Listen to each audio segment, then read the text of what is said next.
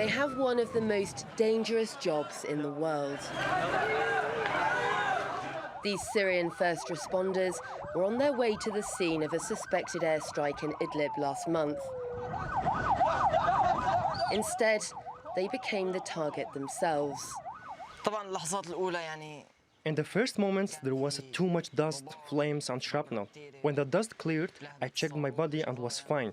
Then I started looking for my colleagues. All of them were laying on the ground. There was a walkie-talkie near one of their bodies. I took it and called operations, which sent ambulance teams for us.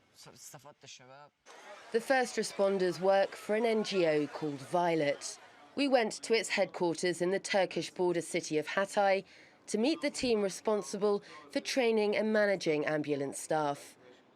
In the office, a tribute to their 3 colleagues who lost their lives in the airstrike.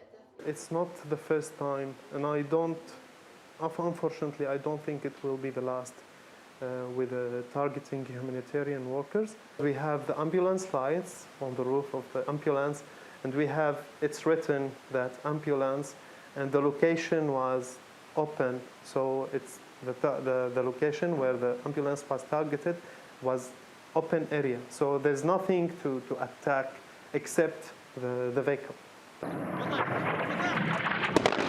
The UN says that at least 26 health facilities have been attacked in the last few months.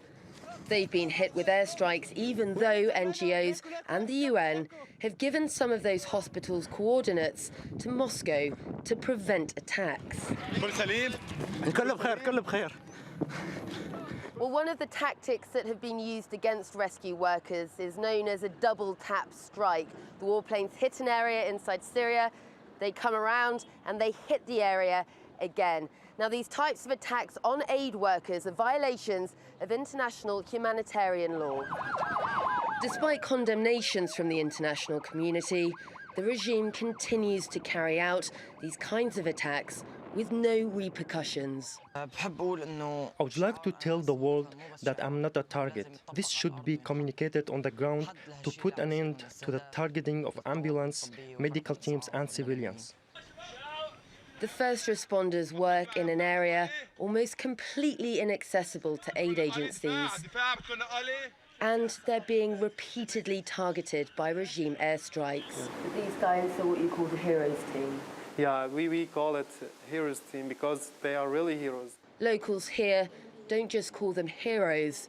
When an airstrike hits, they're also their last hope. Sarah Firth, TRT World, Hatay on the Turkish-Syrian border.